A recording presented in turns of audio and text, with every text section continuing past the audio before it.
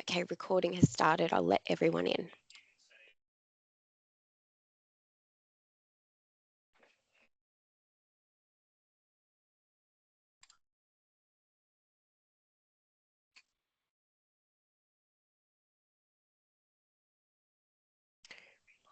We're ready for you, David, when you are.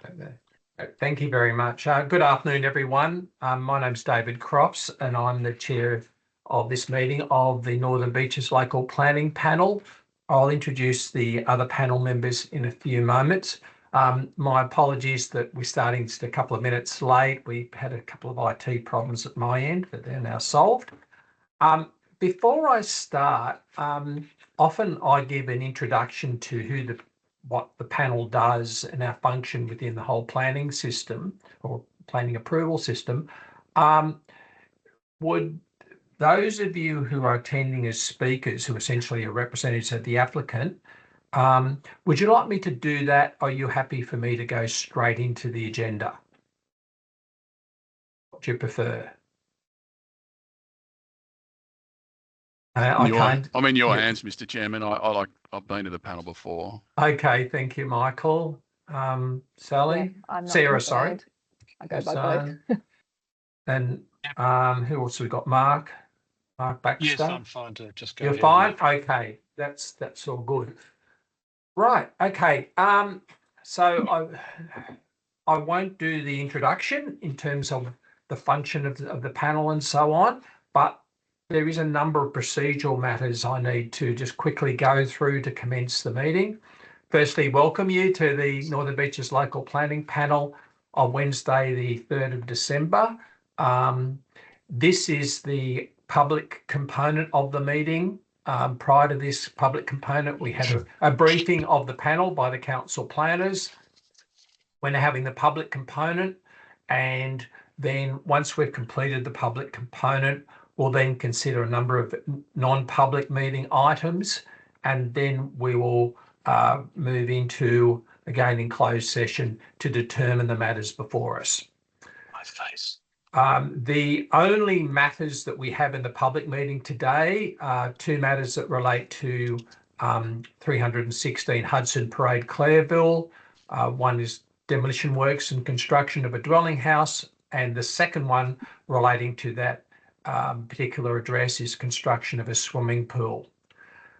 To start the meeting, I'd like to acknowledge country, and as a sign of respect, the Northern Beaches Local Planning Panel acknowledges the traditional custodians of these lands upon which we gather and pays respect to elders past, present and emerging. I have no apologies that I've received for the meeting. Is that the case, Lauren? I'll assume that's the case. I haven't heard from her. And as far as declarations of interest are concerned, all the panel members have lodged a declaration with council to say that they do not have a declaration on a conflict of interest, rather, either real or perceived, in relation to any of the matters coming to the meeting today. But as a way of introducing the panel members and also confirming that for the public record, I'll just ask the panel members one by one whether or not they have a conflict of interest in relation to any of the matters. Firstly, Marjorie Ferguson, who's a independent planning expert, member of the panel. Marjorie? I don't have any conflict of interest in any of the matters. Okay. Thank you. Phil Young, who's a community representative on the panel. Phil, do you have any conflicts of interest? I don't have any conflict issues either. Thank you. And I seem to have lost Michael Levi. I'm here. Oh, are you? It's just that you're not showing up on my screen, unfortunately, Michael. Yeah, and I confirm I have no conflicts. Okay, great. Thank you very much. Oh, there you are. You've arrived now. Thank you.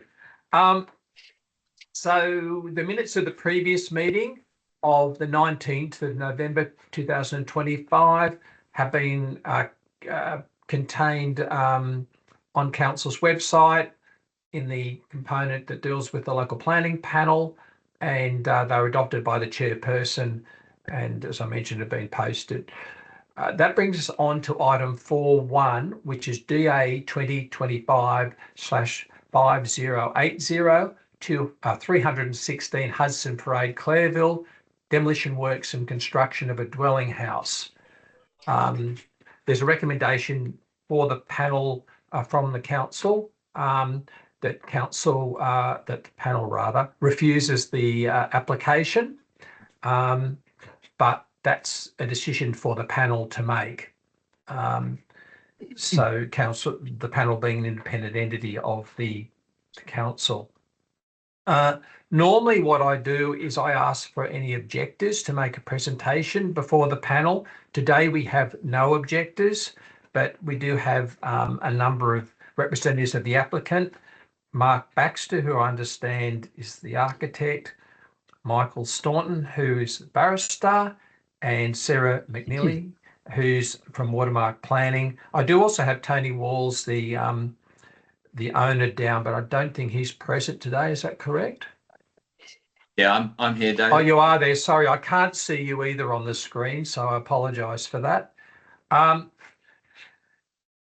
So basically at this stage, as far as the applicant's concerned, and I'll ask you, Sarah, as the planner concerned, to act as the coordinator of your team there, whether or not the team would like to make a presentation first, or whether or not you're happy just to open for any questions that the panel may have. I think, yes, Mark would like to run through some key issues, and then Michael, and then I'm available for anything additional, any questions. Okay, fine. So Mark, we're in your hands, please. Thank you, Mr. Chairman. I recognise this is quite a complex DA and a lot for you to absorb, and it's got quite a history.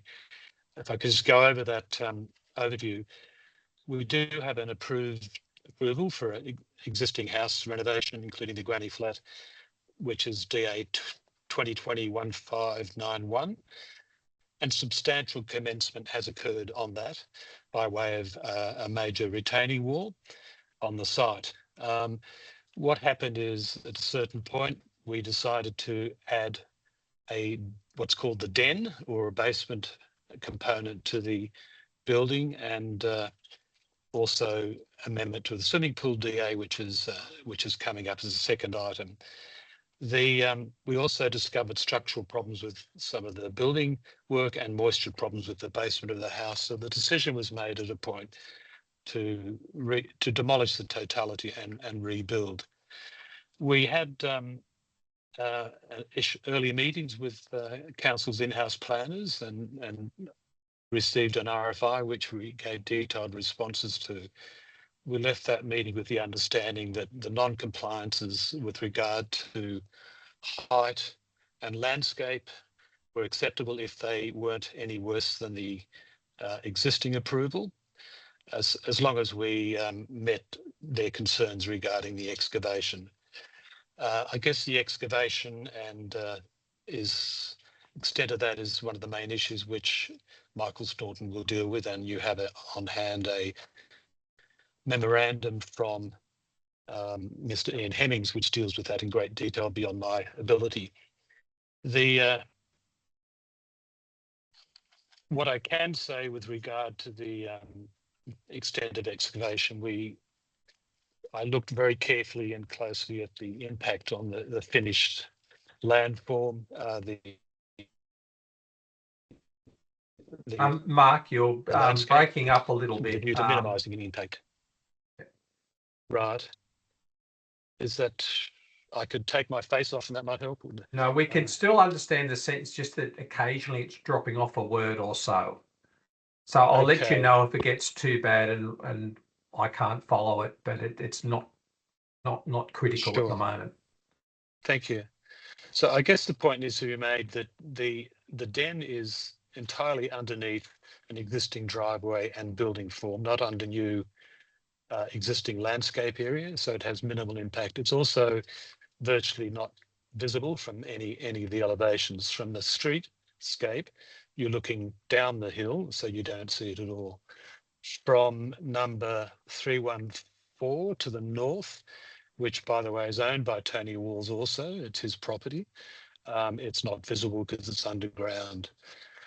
From the south side, which is Sam Walrock's property, number 318, you don't see any difference to what you will see if the current approval was built. The level of the den is 790 below his ground level approximately. So that's because his site has already been excavated and it's at a lower level than 316. So from his perspective, there's no impact. From the waterway, or pit water, which I would suggest is the most critical aspect, you don't see it except behind where the swimming pool is, there will be a bifold door where the den opens out into the courtyard. That was previously a plant room and had some structure there. So there's virtually no impact from the outside. There's no objections to the work, and we think it's also it's not a structure that sticks out as a finished built construction. In fact, if we just complete the existing DA, it would be the same visual impact as what would be done if you approve the house. Michael will speak more on those issues. The landscape area is the other complicated one, which understandably council's raised concerns, and we actually did a calculation for the pool landscape area by itself. We did one for the house by itself, but the main consideration will be if you combine the house and the pool, what landscape do you end up with? What we did is make some changes to the gymnasium. We pulled it back, reduced the footprint, pulled it back from the entrance drive to give us more deep planting. We also added planters within the around the perimeter of the house, and we reduced the paving area behind the pool. So we've managed to develop an outcome whereby the landscape area, if both the pool and the house are built, is virtually the same as what is currently approved. 46.7 something rather versus 47%. So we think we've met that concern of council. 46.73 versus 47%. I note we have support of most of the council officers regarding landscape, parks, foreshore, coastal environment, biodiversity and engineering. We also went through a process of obtaining much more detailed plans from our structural engineer and our geotech engineer. Firstly, we provided a methodology, the demolition methodology and excavation statement. How would we dig the soil without causing any danger or slip or drainage problems? That has been tabled. We then provided detailed geotech and engineering studies which showed the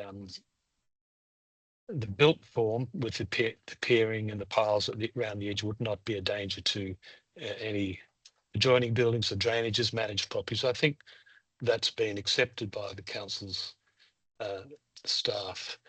We also, you'll note that there is an issue about the works that have been substantially commenced, the retaining wall. We have lodged a building information certificate. It's on the portal. That wall is marginally higher. It's about 200 or 300 mil higher than it should be. If you look at the original DA approval, it's slightly different location, and it's constructed with 2 rows of piers rather than 1/600 for constructional reasons. So that we're confirmed. The engineers confirmed that wall is structurally sound.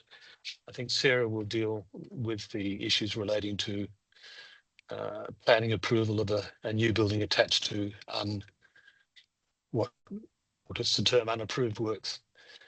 If I can deal with stormwater, there was I think a misunderstanding that the council was concerned that we were doing works in the reserve. I think that's also, the stormwater from the house does go through the reserve, but through an existing pipe. We're not doing anything on the foreshore reserve. The latest memo we got an hour ago clarified another issue, which is that stormwater works supposedly are occurring on the driveway. the lot 2 being the owner owned by the adjoining owner of 318, Mr. Walrock. When you look at the plans, what's been drawn is a drafting error. It's not stormwater works, it's a temporary road crossing designed to stop dirt being carried up the drive. That probably sits over the boundary line by 100 mil. That is very easy to resolve just with the conditions saying it should be wholly within our site. We've also forwarded, I believe, the easement that clarifies that the owner, Mr. Wills, does have a right of way on that access driveway, which has never been questioned in all our previous DAs, but for some reason that's been raised now. So we've furnished the easement, given you that title. I think the issue about the building being over the foreshore building line has been resolved. Sarah has lodged written and lodged a 4.6, although some question whether it was needed, but in either case that's been covered, so that makes life a little bit simpler.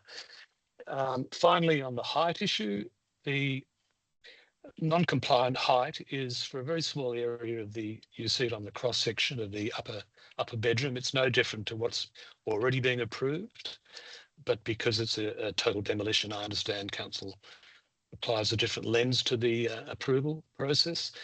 If you look at that in plan, it covers an area of 7 metres that is non-compliant, which is a very minor transgression. And I would argue that it's not noticeable when you look at it from pit water, which is the critical elevation. You're viewing behind the whole hillside, the landscape hillside. It's not going to have an impact that's significant. There's a suggestion that there's an 8-metre excavation happening. It's not the case. The existing driveway, the house is already down, has been previously excavated by the previous owner, and there was a double terrace that went up the hillside. Our approved DA turns that into one retaining wall, and the application you have in front of you seeks to excavate below that retaining wall, that driveway, to locate the den there. So there's about a 4-metre excavation over the existing ground line, which I think is the relevant benchmark. That's easily resolved structurally with the piling, as the engineers have indicated. So I guess in summary, what we're asking for by way of den is something that we believe is totally concealed behind the existing building and underground. It doesn't impact landscaping, it's under built form. And from the point of view of impact on the adjoining properties, the size of it is not really a consequence. That's in terms of, there's no floor space ratio control in pit water, but I understand there are issues perhaps related to the zoning there, which Michael will deal with. So I think that's covered most of the things. Sarah will also, I think pick up a couple of spots I've missed, but that's what I can offer. Thank you. Thank you very much, Mark. And I think Michael, you were the next person to speak. Am I correct? Yeah, thank you. Thank you. Am I allowed to share my screen? Yes, you can. Just give me one provided moment. that Lauren will just authorise you to do that. So just give us a few seconds, please. Yeah. Sorry, one moment.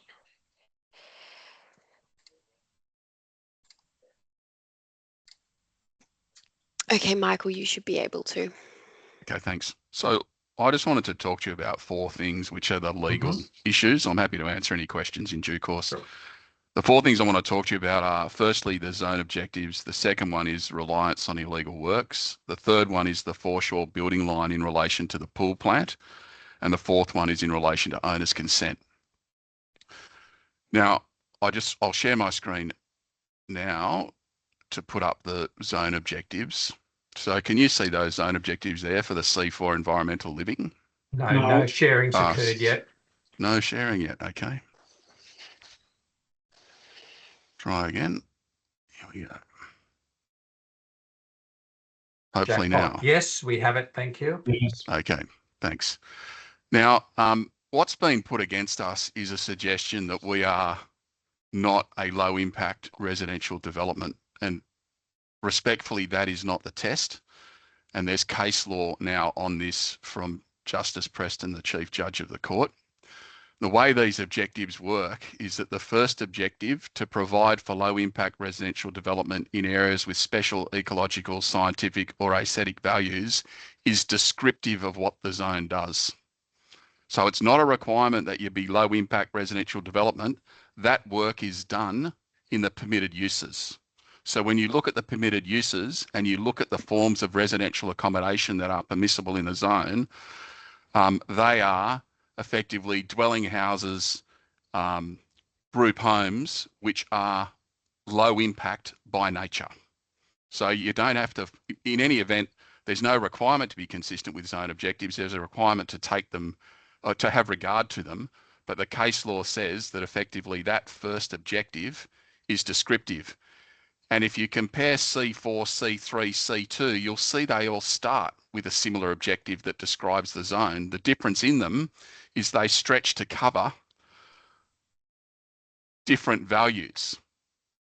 So on this one, it includes cultural as well as ecological, scientific and aesthetic. And similarly in the C2, you have high ecological, scientific, cultural, aesthetic values. So that is a descriptor of what the zone does. And then depending upon those, it will limit the type of uses that you can have. What the next three objectives do is they actually inform effectively that first objective. So they tell you how you make sure that you achieve what the zone is set out to do, which is effectively to look after areas of special ecological, scientific or aesthetic values.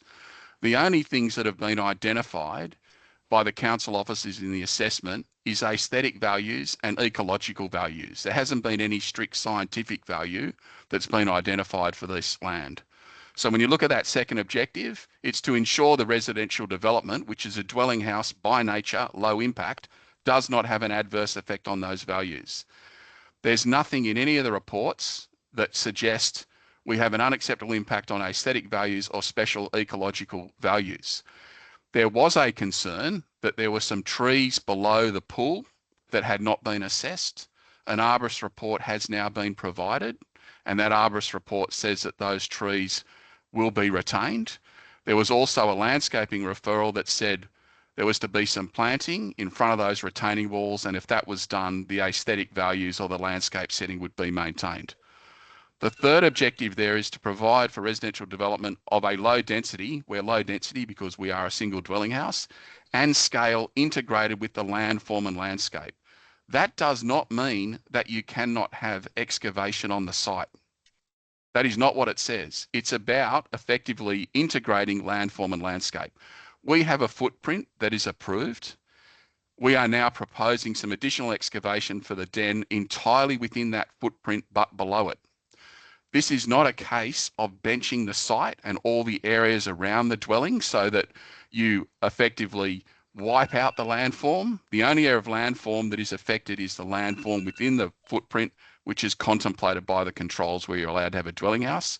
And in relation to landscaping, again, we are not wholesale excavation, carrying out works that is removing landscaped area. In fact, it's been agreed that we'll sit comfortably in a landscape setting. We're below the 60%. We come up at about 46% with another 6% of planting, which isn't strictly landscape, but performs the function of landscaping. And that was an amount that was accepted in relation to the previous development application. And this development will present in a similar way. The third one, to encourage development that retains and enhances riparian and foreshore vegetation and wildlife corridors. Again, there's no assertion from anyone that we're having any impact on riparian corridors, on foreshore vegetation or wildlife corridors. To the extent that they may exist adjacent to the site, they are retained. So that's the correct way to apply the zoning objectives. It's not appropriate to say you're doing excavation, therefore you're not integrating with the landform. And you are, because of the extent of excavation you're doing, you're not low impact. That's not a correct reading. I just want to give you the reference to the extent you're interested. This was the decision of Justice Preston. It was in a case called Billiard Avenue Developments v. the Council of the City of Sydney. It was a 56A appeal. It dealt with the zones which were R1, R2, R3, R4. You're dealing with effectively the series of zones which are C2, C3, C4. And it's at 66 where you get the relevant commentary. And it tells you here that it's a standard objective. It's descriptive of the purpose of establishing the general residential zone. In this case, you talk about the C4 environmental zone. All residential zones, all you would do is substitute the words for conservation zones are intended to provide for housing, and then you'd substitute in effectively these words that provide low impact development in areas with special ecological, scientific or aesthetic values. Michael, time's Yep. moving on. I think we understand the principle that you've I'm happy. explained to us. Thank you. Yep, happy to move on. Owner's consent. So as you heard from Mr. Baxter, Mr. Walls owns the property at 314. If you're the owner of the property, you don't need to provide a written consent. You're entitled to make a development application. That relates to the water slide. The water slide just simply overhangs that property, and the proposal was to relocate it so it's wholly on this property. To the extent you need owner's consent, Mr. Walls, I think, emailed something to the panel this morning. I don't know whether that comes through your secretariat or whoever looks after you. In relation to the driveway, there is an easement to use the driveway. We're not proposing works in the driveway. The driveway's already been approved for residential use, so no owner's consent is required for it. In relation to the pool, plant and equipment, if I can just take you to the section of the DCP, which allows development forward of the building line. And most importantly... Sorry, did you mean the DCP or the LEP? No, the LEP. Thank you. So what it says, you'll see in 2, development consent must not be granted for development on land in the foreshore area except for the following purposes. So it's the word purposes which is important. It allows swimming pool. There's a concern about the plant room that services the pool. That plant room is for the purposes of swimming pools. So it is entitled to infringe the foreshore building area. You still have to consider the other matters, 3, 4 and 5, they're relevant considerations. But again, as I say, we've now demonstrated through the Arbus report that the trees which effectively form part of the landscape setting downslope are going to be retained. And there was a condition in relation to providing some landscaping to screen the retaining walls. Am I allowed to keep going? I heard a buzzer. How many other points do you have, please, Michael? I have just one, which is the one in relation to reliance on illegal works. Okay, if you could just keep that brief, that would be great. I'll do it really quickly. Good on you. Thank you. This is a case called Gold Coral, another decision of the Chief Judge. The council's argument is misguided. There is no legal principle that development consent cannot be sought to carry out development, to erect a building which includes a structure, or to carry out works that would amend a building or works that are unlawful, and then to use in the future the new or amended building works. That was recognised in Ralph Lauren. Contrary to council's contention, consent can be granted to the development proposed by Gold Coral to carry out works to upgrade the stretch of internal road through the rainforest, to revegetate, etc., even though it relies upon unlawful works which were road, bridge and infrastructure. So you are entitled to grant consent. All you are required to do is to assess those works which are said to be unlawful. We have provided you with a structural report that demonstrates that those works, as a matter of merit, are stable and fit for purpose. If you are satisfied with that evidence, you can grant a consent. If you need a piece of paper that regularises it, impose a condition that says obtain a building information certificate. We have lodged that application, but contrary to what Ms. Caraveggi says, you do not need to obtain a BIC before this development application is approved. That's all I wish to address you on. Right. Thank you. Thank you very much. I think, Sarah, do you there's just one more thing. Points quickly? Yeah, yes, thank you. I think there was only one item that I wanted to add on, yes. which is the assessment of the clause 4.6 for the building height. Yes.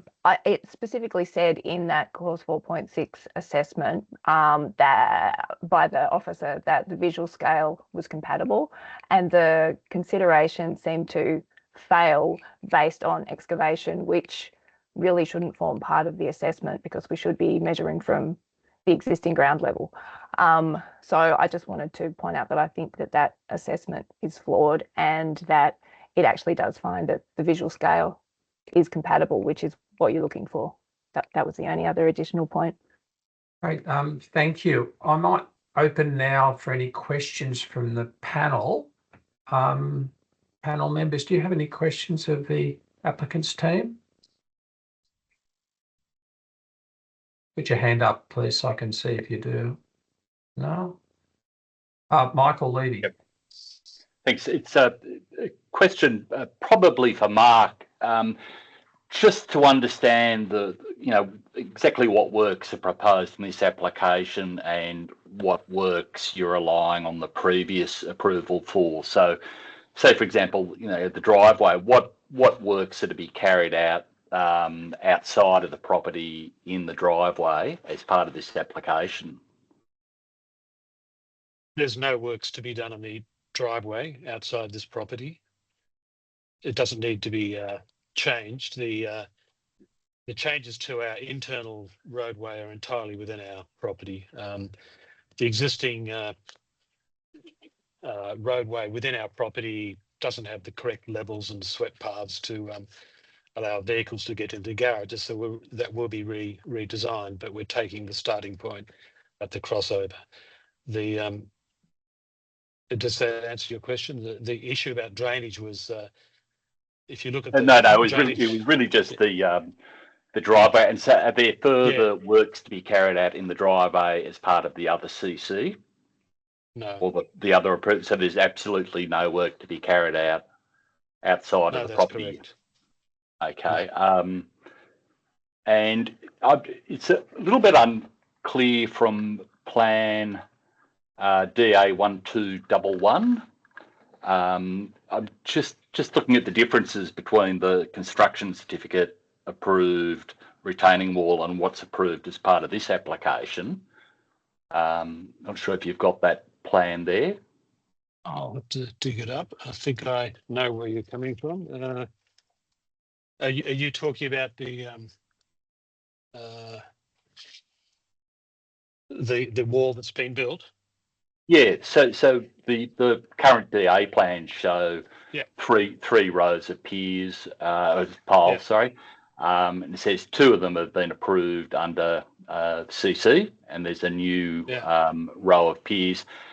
The pier, some of the piering has a grey background, and equally the part that then heads off towards the property boundary also has a grey background, but then the balance of the piling shown is different. Is there a reason for the difference, that part of it's under the previous approval and part of it is new? Yeah, so the original approval showed one pile. It was 600 diameter, one line of piles that went across and then veered up the driveway, if you like.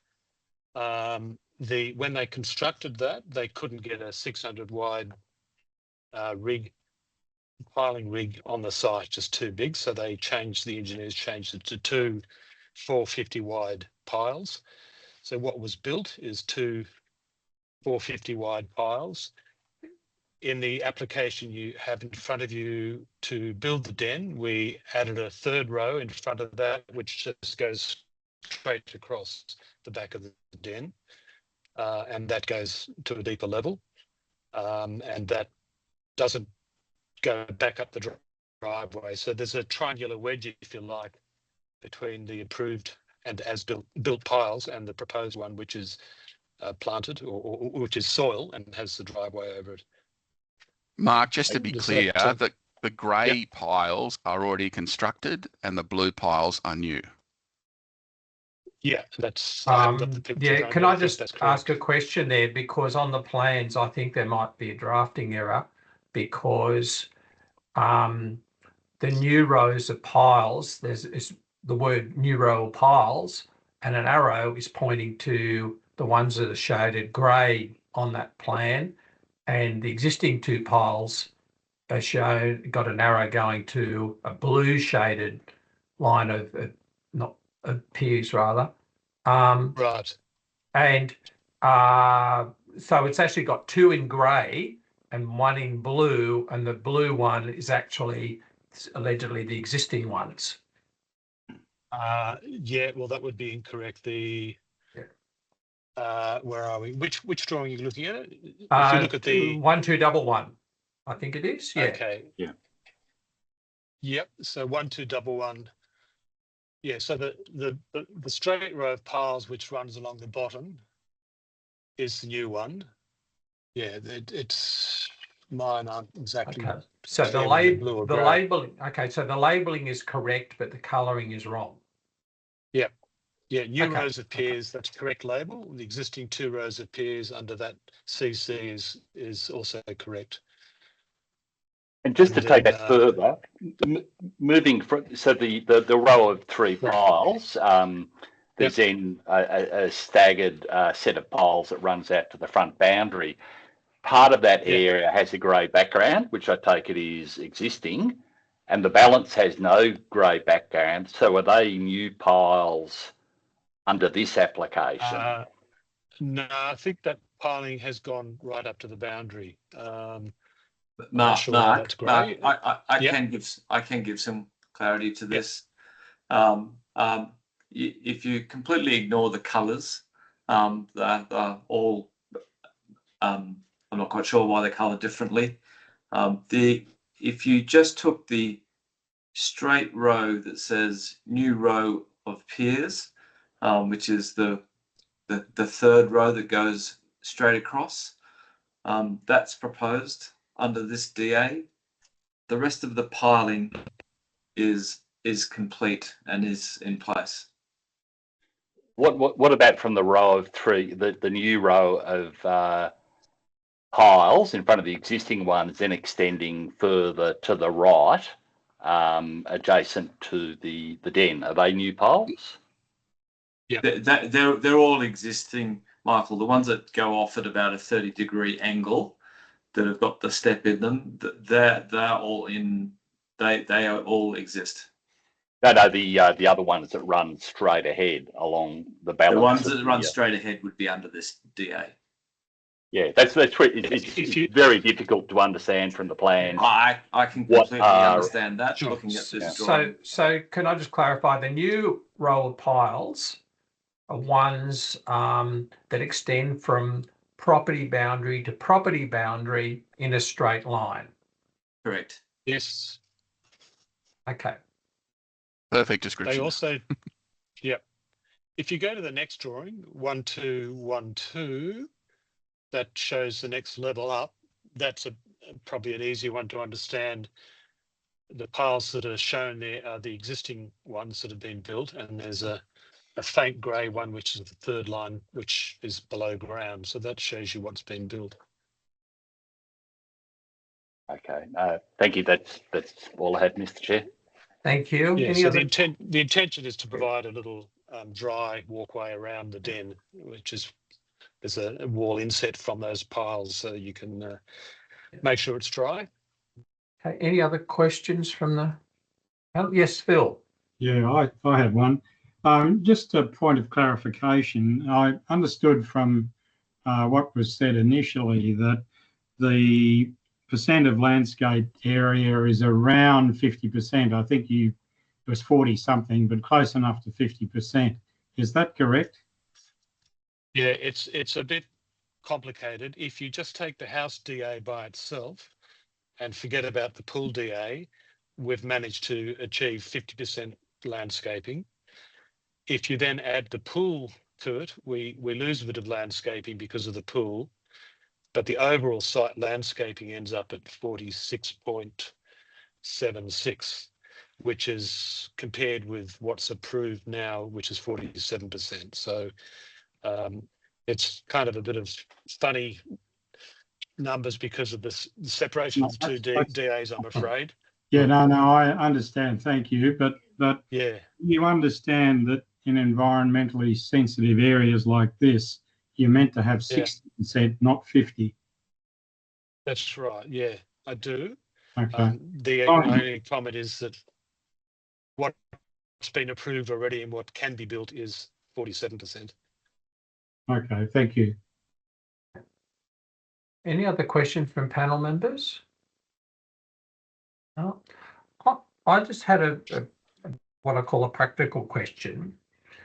In the structural inspection certificate, it refers to the need for 2 rows of piles was triggered by the fact that the only drilling rig that could access the site could only go down to a certain depth, and therefore 2 rows of piles were necessary instead of 1.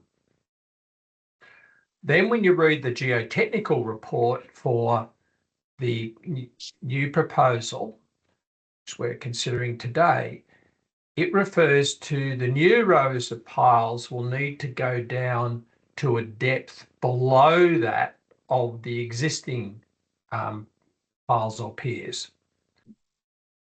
My question is, if a drilling rig couldn't do it to a certain depth on the existing piles, how are you going to do that with the new piles and get an even deeper hole? I guess the simple answer is the starting point is lower than the top of the existing piles. It's still only going. They're not going the full height of the existing piles and the new ones. The rig will start at the base of the existing wall pile, so it should be manageable. Even though it refers to the fact that it's, and I can't remember the exact words, but in effect it was saying a heavy duty rig capable of dealing with significant, this is not the exact words, but significant rock, etc., because of the depth, because you're already down a little bit. David, if I could address that one. Yeah, thank you. We actually had to build a pile. We had to build dirt up to take the piling rig up for the piles that have already been done. So if you took the driveway outside of the front door or the carport area, which would be the roof of the den structure, we actually had to bring the piling rig up to get to the appropriate height. So the existing piles, the piling rig was 4 meters higher, whereas where we'd be starting with this final row of piles would be at ground level. So we're already able to get some 4 meters deeper with the same piling rig, just at the current ground level. And the piling rig would be able to access that part of the site, because access appeared to be the issue the first time round. That's correct. Whereas now the site is already at that level. Okay, no, thank you. That's shown up on the section number 1401. You can see the 3 rows of piles, and The other thing that we did find was that when the geotech came to site after the completion of the first row of piles, with the engineer, I think they established that the quality of the ground was much harder than what they expected. So the 2 existing rows of piles are massively over-engineered for what the site really required. So that the engineers were very satisfied with what's already been achieved. Okay. Okay. Thank you very much. Thank you. If there's nothing more from the panel, I might close on this item and move on to the next one, please. Okay. Thank you. So I've now dealt with item 4.1 of the agenda, and the next item, 4.2, relates to the same site, 316 Hudson Parade, Clairville, but DA 2025/0581, and that relates to a construction of a swimming pool and related matters around it. So we'll go to you, Sarah, as a coordinator of the team, so to speak. Is there anything your team would like to say, given you've already covered a bit of the ground in the first matter, before I move over to questions from the panel? I think we've covered a lot of it, but I'll let Mark, did you need to run through anything with the siting? Look, very, very briefly, I think the critical issue is the plant room, which has been addressed in Hemming's report and Michael referred to.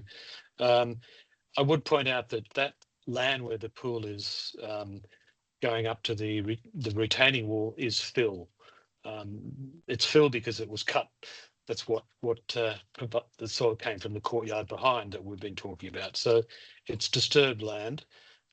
We did do had the engineer work out a methodology to manage the excavation and the demolition in a appropriate way. So that's been tabled. I